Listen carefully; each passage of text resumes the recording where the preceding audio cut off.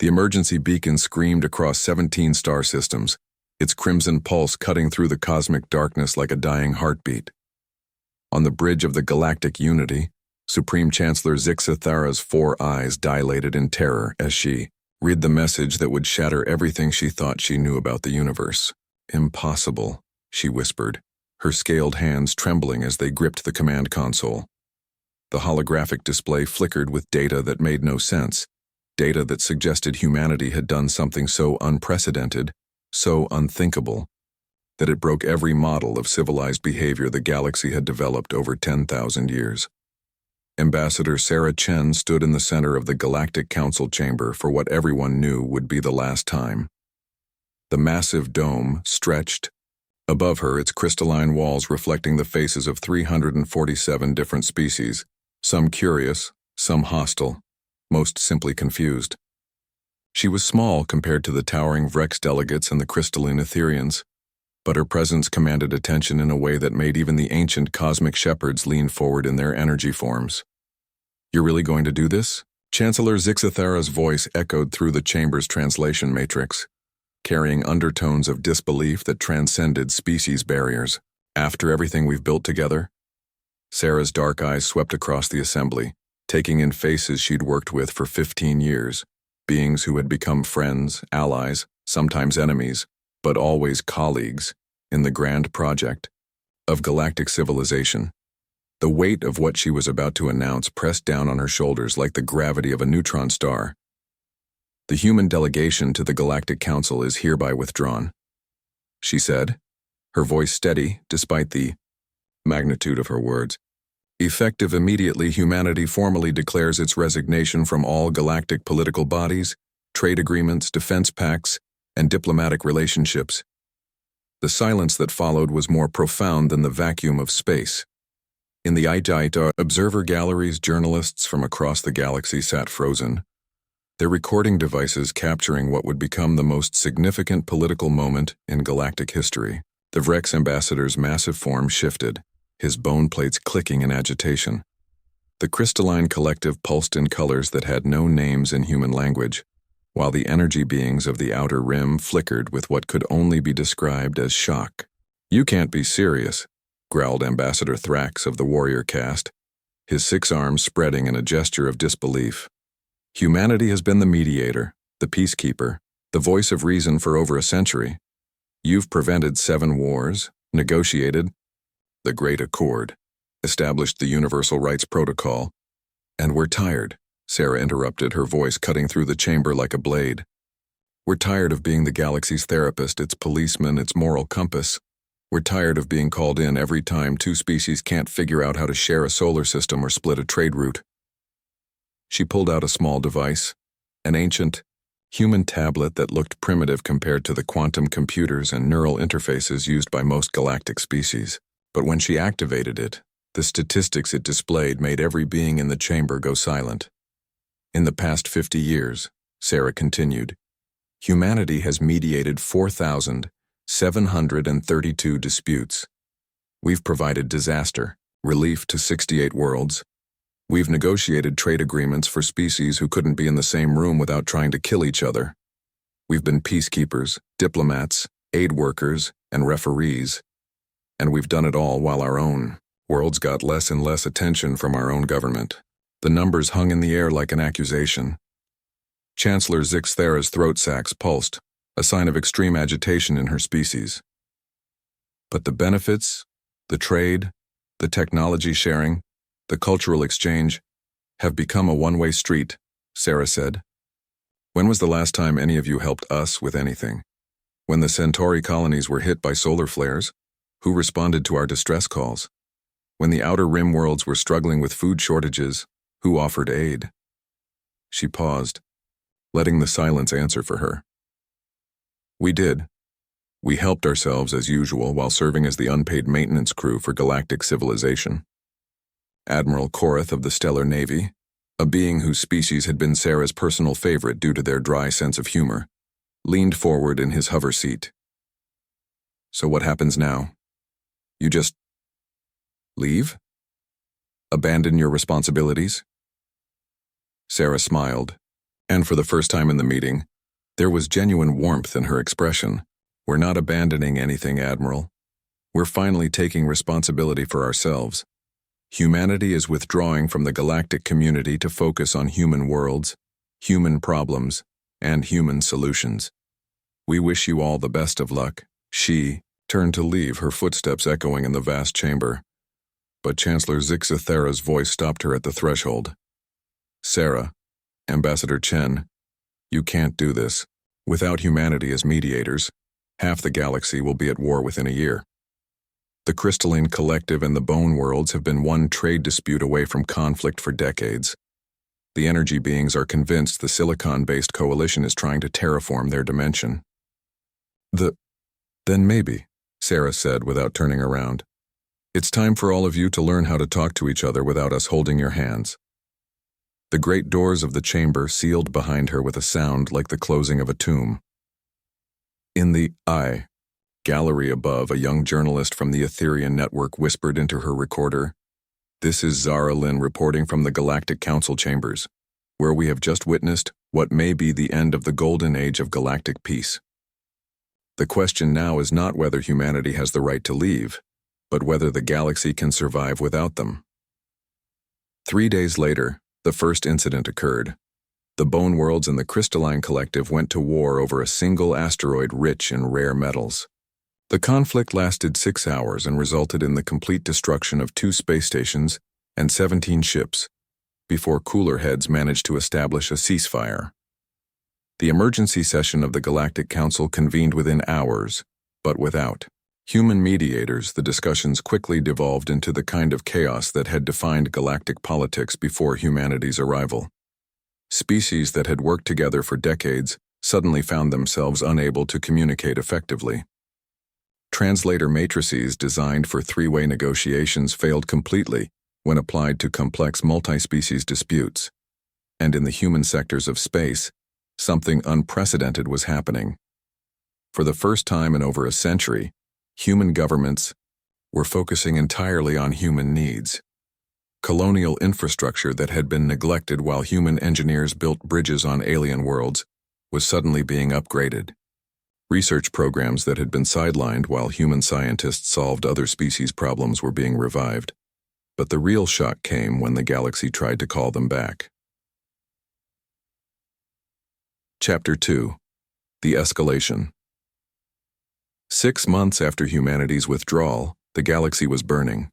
Not literally, though 3 star systems were dealing with the aftermath of minor conflicts that had spiraled out of control. The real fire was political, economic, and social, spreading through the galactic community like a virus that attacked the very foundation of civilization. Captain Elena Vasquez stood on the observation deck of the New Horizon, humanity's newest deep space research vessel, watching a salvage operation unfold in what had once been the prosperous Keltar system. The debris field stretched for millions of kilometers, the remnants of trading stations, cargo haulers, and civilian transports caught in the crossfire when the Vrex Confederation and the Silicon Collective decided they couldn't share the same shipping lanes. 43 species involved in the conflict, reported Dr. James Park, her chief science officer and one of the few humans who still monitored galactic affairs. Started with a trade dispute over crystalline matrices, escalated when the Etherians chose sides, got really ugly when someone, no one's sure who, decided to call in the warrior castes as neutral mediators.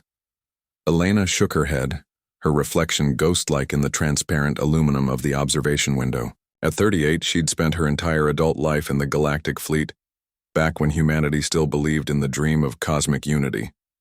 Now she commanded a research vessel whose mission was purely human-focused, cataloging unexplored systems in human space, searching for resources and opportunities that would benefit humanity alone. "Casualties?" she asked, though she wasn't sure she wanted to know. 200,000 dead, 500,000 refugees, economic damage in the trillions of galactic credits. James paused, consulting his tablet. And that's just this system. The ripple effects are hitting trade routes across 6 sectors, food shortages on 17 worlds. 3 species have completely sealed their borders. Through the viewport, Elena watched a massive Rex battlecruiser drift past, its hull scarred and torn. Emergency beacons flickered weakly along its length, but there was no one left to respond to them. The Galactic Emergency Response Corps, 70% human-staffed and funded, had been disbanded when humanity withdrew. "Captain," came the voice of Lieutenant Sarah Kim from the bridge. "We're receiving a priority transmission from the Galactic Council. They're asking for you specifically." Elena and James exchanged glances. Over the past 6 months, the requests from galactic authorities had grown increasingly desperate. Trade negotiations that had once taken hours with human mediators now dragged on for months. Simple diplomatic Protocols that humanity had maintained for decades were falling apart as species tried to interact directly with each other. "Put it through to the conference room," Elena said. "But make it clear that this is a courtesy only. We're not negotiating anything." The holographic projector flickered to life, revealing the haggard form of Chancellor Zixthera. The once proud leader of the Galactic Council looked like she'd aged decades in 6 months. Her scales had lost their luster, her 4 eyes were dim with exhaustion, and her ceremonial robes hung loose on her frame. "Captain Vasquez," the Chancellor began, her voice carrying a tremor that the translation matrix couldn't quite disguise. "Thank you for accepting this communication." "I'm listening," Elena replied neutrally. "But I want to be clear. I'm here as an observer only. If you're about to ask for human intervention in whatever crisis is happening this week, the answer is no." The Chancellor's throat sacs pulsed in what Elena recognized as barely controlled desperation. "Captain, the situation has deteriorated beyond our worst projections. The conflicts are spreading. Species that have been allies for centuries are preparing for war. The Crystalline Collective has threatened to withdraw from the trade compact. The energy beings are talking about sealing their dimensional borders permanently." "I'm sorry to hear that," Elena said, and meant it. "But these are exactly the kinds of problems that existed before humanity joined the galactic community. You managed to resolve them, then I'm sure you can do it again. But we can't." The Chancellor's composure finally cracked. "Don't you understand? Before humanity joined the galaxy, conflicts were resolved through force, economic pressure, or complete isolation. The concept of negotiated settlement, of finding solutions that benefit everyone, that's something humanity taught us. We never learned how to do it ourselves." Dr. Park leaned forward. His academic curiosity piqued despite the gravity of the situation. "What exactly are you asking for, Chancellor?" "Return," she said simply. "Not to the same role as before. We understand that was unfair to humanity, but some kind of partnership, advisory positions, limited mediation services, anything." Elena stood and walked to the viewport, where the debris field continued its slow dance of destruction. When she spoke, her voice was quiet but firm.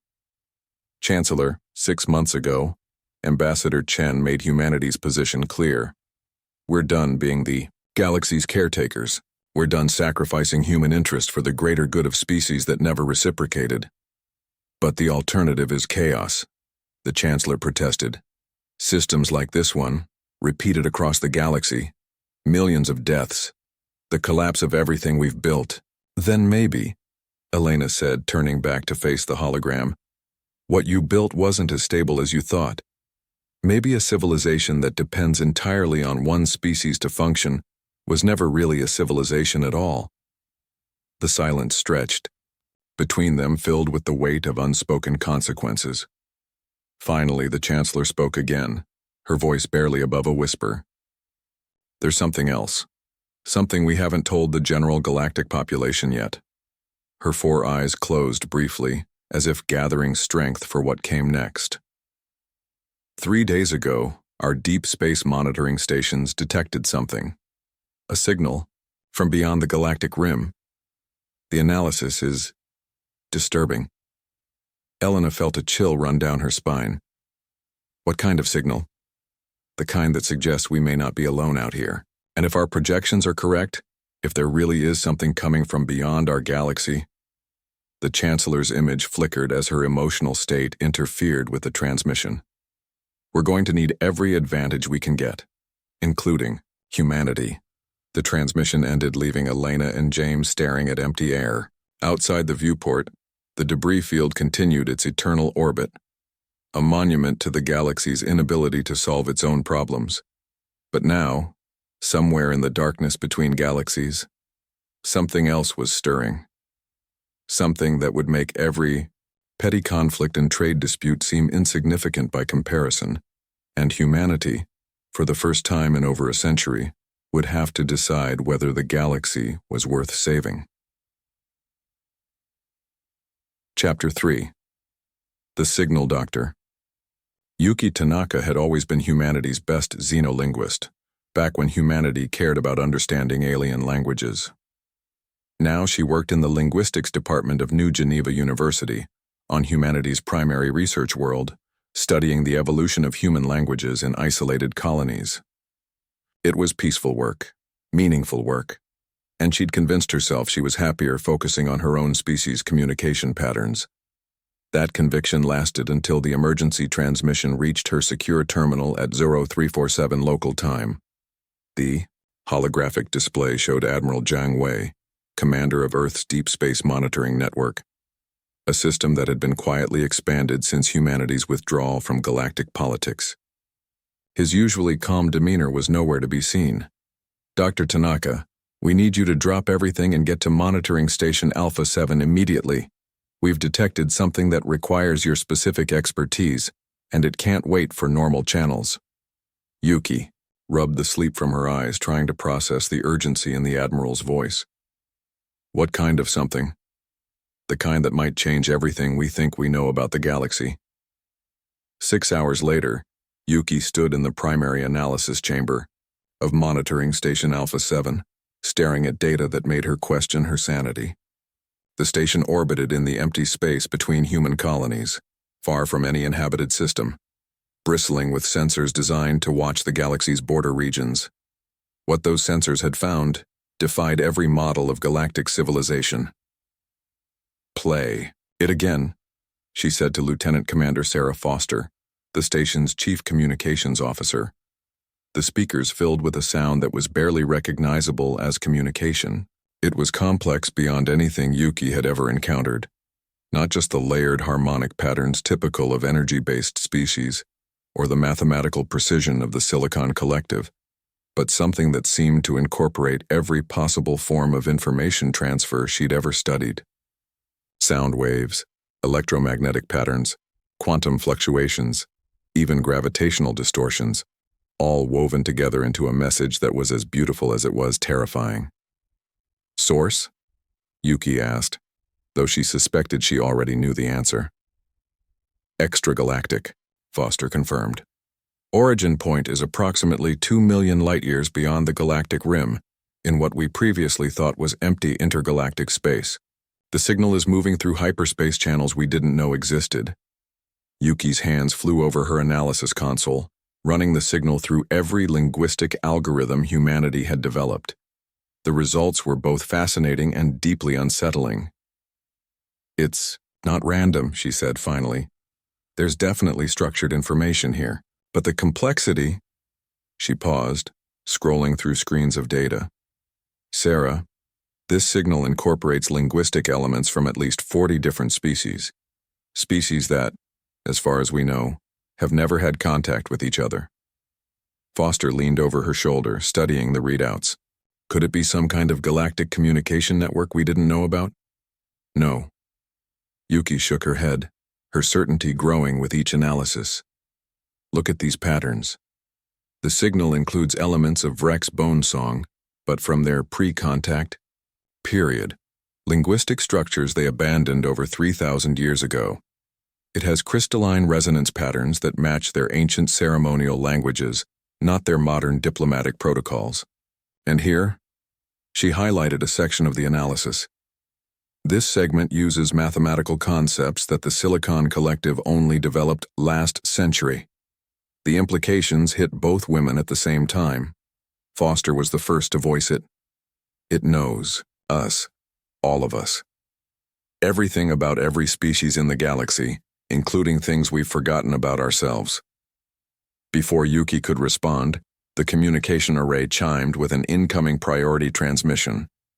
The holographic display resolved into the familiar forms of Captain Elena Vasquez and Dr. James Park, calling from the New Horizon. "Dr. Tanaka," Elena said without preamble, "tell me you've made progress on that signal, because the situation out here just got a lot more complicated." The display split, showing a tactical overview of local space. What Yuki saw made her stomach drop. The debris field from the Keltar system conflict was moving. Not drifting, moving with purpose, reorganizing itself into geometric patterns that were clearly artificial. "It started 3 hours ago," Dr. Park explained, his academic excitement warring with obvious concern. "Right after the signal reached this system, the debris, metal, crystal, organic matter, energy residues, it's all responding to something, forming structures we don't recognize. And it's not just here," Foster added, checking her own tactical displays. "We're getting reports from across the galaxy. Every site of recent conflict, every battlefield, every place where multiple species have spilled blood in the past 6 months. The debris is doing the same thing." Yuki stared at the data, her mind racing to connect patterns that seemed impossible. "It's studying us," she said quietly. "The signal, whatever sent it, it's not just communicating. It's analyzing the aftermath of galactic conflicts, learning from our failures." "Learning what?" Elena asked, though her expression suggested she didn't want to know the answer. Before Yuki could respond, the signal changed. The complex harmonics that had been steady for hours suddenly shifted, incorporating new elements that made her translation software crash. But she didn't need the computers to understand what was happening. Some truths transcended language. "It's responding," she whispered. "It knows we're listening, and it's—" She paused, running the signal through emergency linguistic protocols. "It's disappointed in us." The signal pulsed once more, and then something impossible happened. Across the galaxy, on every world, in every system, the signal began to broadcast simultaneously through every communication network. Every species heard it in their own language, translated perfectly, delivered with an emotional resonance that crossed every barrier of biology and culture. The message was simple, elegant, and absolutely terrifying. "Children of the galaxy, you have failed the test, but there is still time to learn. Prepare yourselves." And then silence. In the monitoring station, Yuki stared at her instruments as they registered something that should have been impossible. The extragalactic signal had vanished, but in its place, something else was appearing on their sensors. Ships, massive, impossible ships, moving through hyperspace at velocities that broke every known law of physics. They were coming, and they would arrive in less than 48 hours. "Elena," Yuki said into the communicator, her voice steady despite the magnitude of what she was about to report. "You need to contact the Galactic Council. Right now." "I thought we were done with galactic politics," Elena replied, but there was no humor in her voice. "We are," Yuki said, watching the impossible readings stream across her displays. "But galactic politics aren't done with us." Chapter 4. The arrival, the emergency session of the Galactic Council was unlike anything in the organization's history. For the first time in 6 months, human ships were approaching the Council station, not as members or observers, but as equals facing a common threat that transcended every political boundary the galaxy had ever known. Elena Vasquez sat in the human delegation's old seats, which had been hastily reactivated after being sealed following humanity's withdrawal. Beside her sat Admiral Jiang Wei, Dr. Yuki Tanaka, and Sarah Chen, the former ambassador who had walked away from this very chamber less than a year ago. The irony wasn't lost on any of them. Across the chamber, Chancellor Zixithara looked older than ever, but there was a fierce determination in her 4 eyes that Elena recognized. It was the look of a leader who had finally understood that some challenges were bigger than politics. "The situation is unprecedented," the Chancellor began, her voice carrying through the translation matrix to every species present. "In the 47 hours since the galactic broadcast, Our deep space monitoring stations have detected the approach of 17 massive objects. Their size. She paused, consulting her data tablet.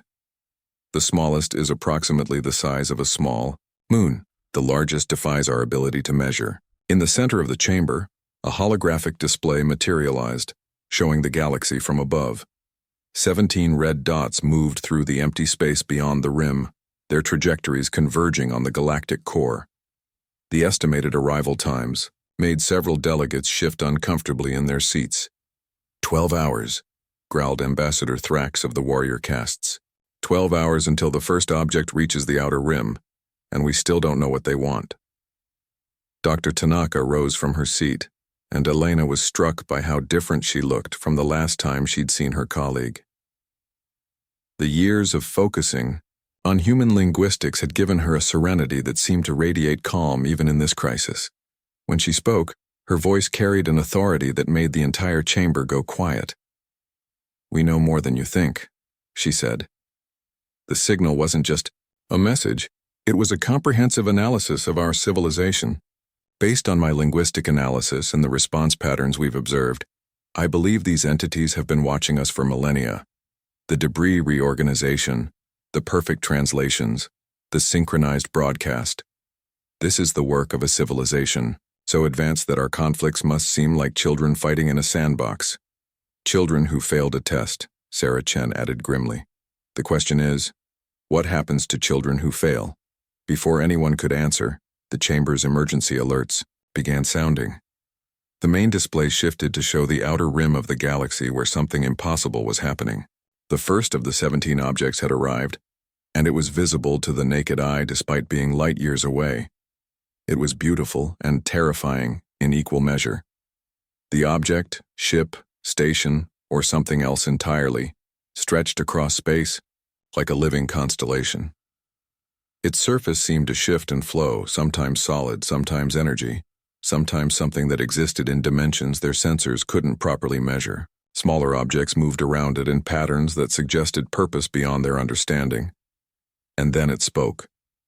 The voice that filled the chamber came from everywhere and nowhere, speaking in perfect unison through every translation matrix in the galaxy. It was male and female, young and old, carrying harmonics that suggested it represented not one being, but an entire civilization, speaking as one. Greetings, children of the Milky Way. We are the shepherds, guardians of order in the cosmic community.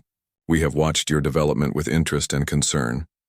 Chancellor Zixathera found her voice first. Shepherds, we welcome you to our galaxy.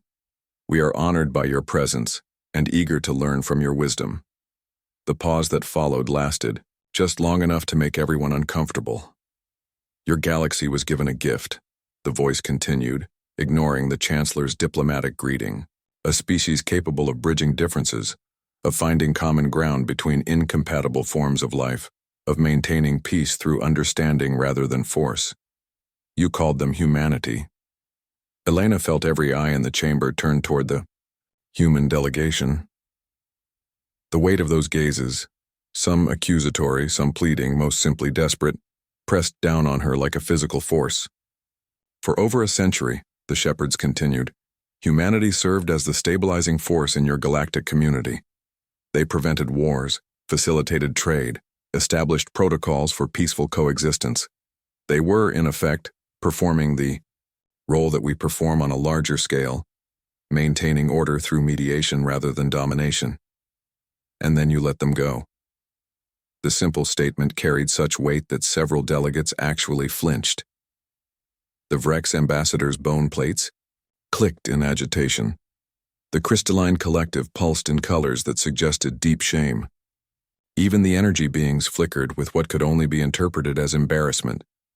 The test was simple, the shepherd said. Could you maintain the civilization you had built without relying entirely on a single species? Could you learn to cooperate, to communicate, to resolve conflicts peacefully? In 6 months, you have demonstrated the answer conclusively. The holographic display shifted, showing a galaxy-wide overview of the past 6 months. Conflict zones appeared as red dots, spreading like a disease across the galactic map. Trade routes showed as broken lines. Refugee flows appeared as streams of desperate migration. It was a portrait of civilization in collapse. 17 wars, 43 minor conflicts, economic collapse in 37 systems, refugee populations exceeding 50 million beings. In 6 months, you have undone much of what took centuries to build. Elena stood, her heart pounding as she prepared to speak to beings whose technology made humanity look like Stone Age primitives. But she was still a human, and humans had never backed down from a challenge, no matter how overwhelming. With respect, she said, her voice carrying clearly through the chamber, the test was rigged. You can't build a civilization that depends on one species and then expect it to survive when that species withdraws. That's not a failure of cooperation. It's a failure of architecture. The silence that followed was absolute. Elena could practically feel the shock radiating from the other delegates. No one spoke to cosmic entities like that. No one challenged beings who could obviously destroy the galaxy with a thought. But when the shepherds spoke again, there was something in their voice. That might have been approval. Explain. Elena took a breath, knowing that her next words might determine the fate of every living being in the galaxy. You're right that humanity served as mediators and peacekeepers. But that role was never supposed to be permanent. It was supposed to be a model, a demonstration of how different species could work together. Instead, everyone, including us, fell into the trap of thinking it was a permanent solution. She gestured toward the galactic display. Look at what happened when we left. Not just the conflicts, but the complete inability to function without us. That's not the sign of a healthy civilization. It's the sign of an unhealthy dependency. Maybe the real failure wasn't that we left, but that we stayed so long that no one else learned how to do what we were doing. Dr. Tanaka rose to stand beside Elena. The captain is right. My analysis of the galactic languages shows a disturbing pattern. Over the past century, as humanity took on more diplomatic roles, the other species actually lost linguistic complexity. In their interspecies communications, they stopped developing the tools to talk to each other directly. Sarah Chen joined them, and Elena felt a moment of pride at how the human delegation was presenting a united front. We didn't mean to create dependency, Sarah said. We thought we were building partnership. But somewhere along the way, we became the galaxy's crutch instead of its teacher. The shepherds were quiet for a long moment. Around them, the other, 17 massive objects had arrived at various points around the galaxy's rim, their impossible forms visible on displays throughout the chamber. Elena tried not to think about the amount of power represented by those entities. An interesting perspective, the shepherds finally said. You suggest that the solution is not to restore the previous arrangement, but to build something new. Yes, Elena said, surprised by her own certainty. But it has to be something all of us build together, not humans doing it for everyone else, and not everyone else expecting humans to solve their problems. A real partnership where every species contributes their strengths and learns to cover their weaknesses. And if we refuse to learn? Chancellor Zixthera asked quietly. If we fall back into old patterns of conflict and isolation? The answer came not from the shepherds but from Admiral Jiang Wei, who had been quietly monitoring the tactical displays. Then they'll do what shepherds do when the flock won't stay together, he said grimly. They'll find a new flock. The truth of it hung in the air like a sword. The shepherds weren't just observers, they were custodians of cosmic order. If the Milky Way couldn't maintain civilization, they would find or create someone who could. The choice is yours, the shepherds said, their voice carrying a finality that made Elena's skin prickle. You have 48 hours to demonstrate that you can work together without a single species serving as your caretakers. Show us that the galaxy can cooperate, can solve problems collectively, can build something worthy of the name civilization. The display shifted once more, showing a new crisis developing in real time. A massive solar storm was heading toward the Kepler Research Colony, a joint facility operated by 7 different species, home to over 2 million beings. The automated systems were failing, and evacuation would require coordination between multiple fleets, resources, and technologies. Your test begins now, the shepherd said. Succeed and we will welcome the Milky Way into the greater cosmic community as equals. Fail. The voice paused, and Elena could swear she heard sadness in it. Fail, and we will find another galaxy to nurture. The transmission ended, leaving the chamber in stunned silence. Elena looked around at the faces of beings who had been colleagues, allies, and sometimes enemies, and saw the same realization dawning in all of them. For the first time, in galactic history, they were truly on their own. No human mediators, no safety net, no one to blame if things went wrong. Just 347 species who had to figure out how to work together or face extinction. The clock was ticking. Epilogue. The new dawn 1 year later, Elena stood in the renovated council chamber, watching the morning shift change with a sense of satisfaction she'd never expected to feel. The chamber looked different now. Instead of the old hierarchical arrangement with permanent seats and formal protocols, it had been redesigned as a rotating collaborative space. Today the Vrex were facilitating discussions, with the Crystalline Collective providing translation services and a mixed group of younger delegates from various species handling logistics. Humanity was represented, but not in charge.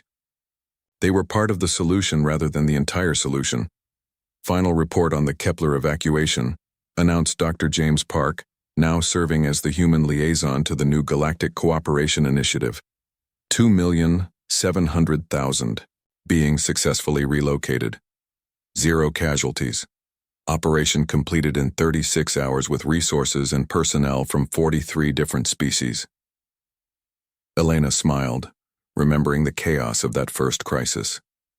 The old her would have expected disaster when she saw Vrex warriors trying to coordinate with Etherian energy forms, while silicon-based engineers argued with organic species about hull configurations.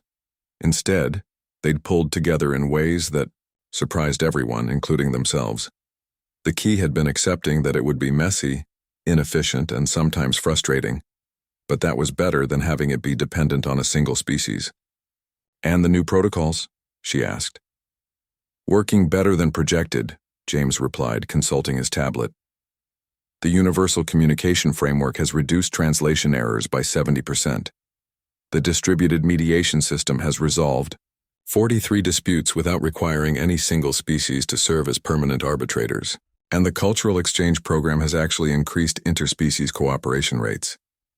Through the great windows of the council station, Elena could see the stars of the galactic core, peaceful and bright. Somewhere beyond the rim, the shepherds maintained their watch, but they were no longer poised to intervene. The galaxy had earned their approval, not by returning to the old ways, but by building something entirely new. Sarah Chen joined her at the window, looking older but more relaxed than she had in years. You know, she said, I never thought I'd say this, but walking away was the best thing we could have done. For them or for us? Elena asked. Both. Sarah gestured toward the activity in the chamber, where a group of young beings from multiple species were collaborating on some kind of research project. Look at them. They're not waiting for humans to solve their problems or mediate their disputes. They're figuring it out themselves. Elena nodded, watching a young Vrex explain something to an Etherian energy form while a Silicon Collective member provided mathematical support. It was the kind of natural cooperation that had been impossible when everyone expected humans to handle interspecies communication. And us? Elena asked. Are we better off? Sarah's smile was answer enough.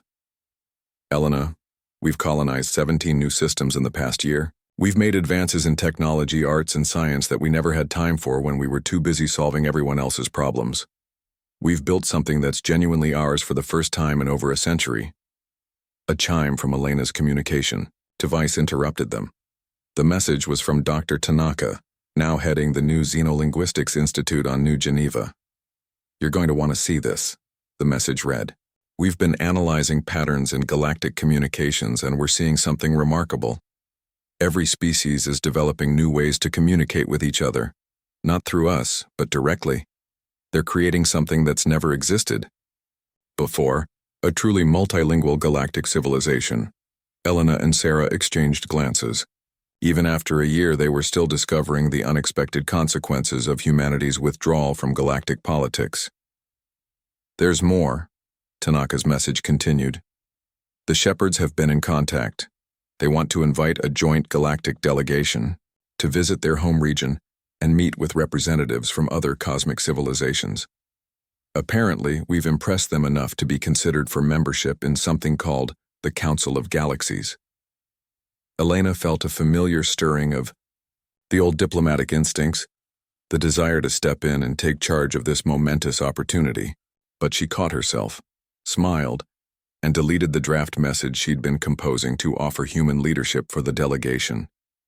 Instead, she forwarded Tanaka's message to the Galactic Cooperation Initiative with a simple note. This looks like something all of us should decide together. It was a small gesture, but it represented something profound. For the first time in over a century, humanity was just one voice among many in a galactic community that was finally learning to speak for itself. Outside the great windows, the stars shone with the light of 1 billion worlds, each one home to species that were finally learning to stand on their own while still reaching out to others. It wasn't the galaxy humanity had left behind. It was something better. Something that belonged to everyone. Elena's personal communicator chimed with an encrypted message from Admiral Zhang Wei. The text was brief but carried enormous implications. Elena, the deep space monitoring stations have detected something new. Not from beyond the galaxy this time, but from within it. Every species is simultaneously developing faster-than-light communication technologies we've never seen before. It's as if the galaxy itself is evolving. She showed the message to Sarah, who read it with growing amazement. Symbiotic evolution, Sarah murmured. They're not just learning to cooperate, they're becoming something new together. Before Elena could respond, the chamber's main display activated, showing an incoming transmission from across the galaxy. The image resolved into the familiar form of Chancellor Zixathera, but she looked different, younger somehow, more vibrant. Behind her stood representatives from dozens of species, all wearing expressions of barely contained excitement. Elena, Sarah, the Chancellor began. I hope you're both sitting down. The joint delegation to meet with the Council of Galaxies has been approved unanimously by all participating species. But that's not the remarkable part. The display expanded to show a massive space structure that Elena didn't recognize, something that looked like it had been grown rather than built, incorporating architectural elements from hundreds of different species. This is the Unity's dream, the Chancellor continued. Our first truly collaborative starship. Every species contributed something essential to its construction. Vrex metallurgy, crystalline energy matrices, human life support systems, silicon-based computing cores, Ethereum dimensional drives, and 50 other technologies we never thought could work together. Elena stared at the impossible ship, her engineer's mind trying to process how so many incompatible technologies could function as a unified whole. But the most remarkable thing, the Chancellor said, her 4 eyes bright with wonder, is that it's not just a ship.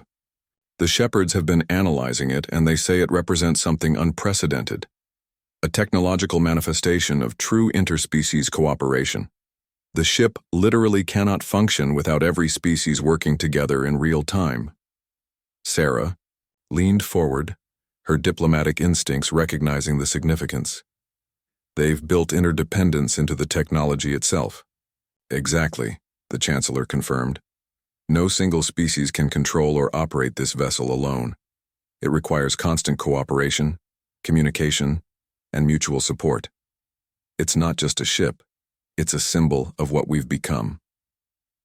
The transmission paused as the Chancellor consulted with someone off-screen. When she returned, her expression had shifted to something Elena had never seen before in their years of working together.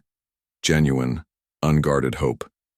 Elena, Sarah, there's something else. The Shepherds have shared preliminary data from the Council of Galaxies.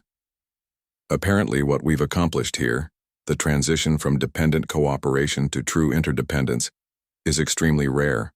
Most galactic civilizations either destroy themselves through conflict or become stagnant through overdependence on a single dominant species.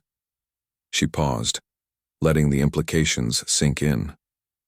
We may have done something that hasn't been achieved in this local galactic cluster for over 50 million years. We've created a civilization that's both stable and dynamic, peaceful and innovative, unified and diverse. Elena felt a strange sensation, part pride, part humility, part wonder at the unexpected turns history could take. What happens now? Now, the Chancellor said, we accept the Shepherd's invitation to join the Council of Galaxies as the first truly collaborative civilization they've encountered. And we do it together. Not as separate species working in alliance, but as something new that includes all of us. The transmission ended, leaving Elena and Sarah alone with the magnitude of what they'd witnessed. The galaxy hadn't just survived humanity's withdrawal, it had evolved beyond anything anyone had imagined possible. You know what I find most remarkable? Sarah said after a long moment. A year ago, if someone had described this outcome, I would have said it was impossible. The galaxy's dependence on human mediation seemed too deep, too entrenched. Elena nodded, remembering her own skepticism when the crisis first began. Maybe that's the real lesson. Sometimes the only way to grow is to remove the supports that have been holding you up, even when it seems like you'll fall without them. A soft chime indicated another incoming message, this one from the human colonies. Elena read it with growing amazement, then shared it with Sarah. Population growth rates in human space have increased by 40%, she read. Innovation indices are at historical highs. Cultural development programs are reporting unprecedented artistic and scientific achievements. And, she paused, double-checking the numbers. Overall human happiness and satisfaction ratings have reached levels not seen since before we joined the galactic community. Sarah laughed, a sound of pure joy that echoed through the chamber. We saved them by leaving, and we saved ourselves by finally focusing on being human instead of being the galaxy's caretakers. Elena's communicator buzzed with yet another message, this one from Dr. Tanaka. The xenolinguist's face appeared on the small screen, practically glowing with excitement. Elena, you need to get to the research station immediately. We've just detected something that changes everything we thought we knew about galactic communication. The new interspecies languages that have been developing, they're not just new forms of communication. They're creating new forms of consciousness. The galaxy isn't just cooperating, it's thinking together. The call ended, leaving Elena staring at the device in her hand. Around them, the council chamber continued its daily rhythm of collaborative governance, beings from across the galaxy working together in ways that would have been impossible just a year before. But now it seemed that was only the beginning. Elena turned to Sarah, seeing her own sense of wonder reflected in her colleague's eyes. Ready for the next adventure? Sarah's smile was answer enough. After what we've seen this year, I'm ready for anything.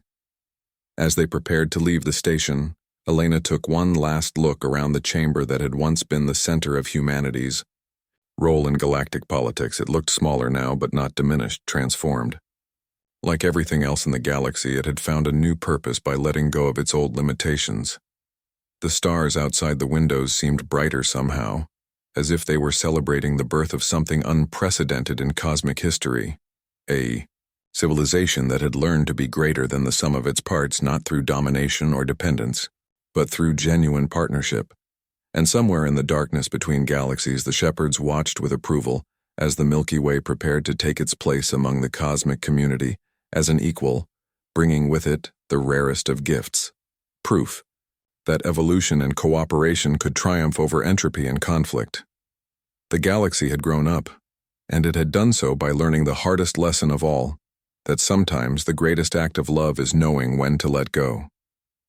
In the end, humanity hadn't walked away from galactic politics. They had walked toward something better, a future where no one species had to carry the burden of keeping civilization together, because civilization had finally learned to carry itself. The universe hadn't freaked out because humanity left. The universe had celebrated because humanity had finally taught it how to be whole. End of. Humanity walked away from galactic politics and the universe freaked out.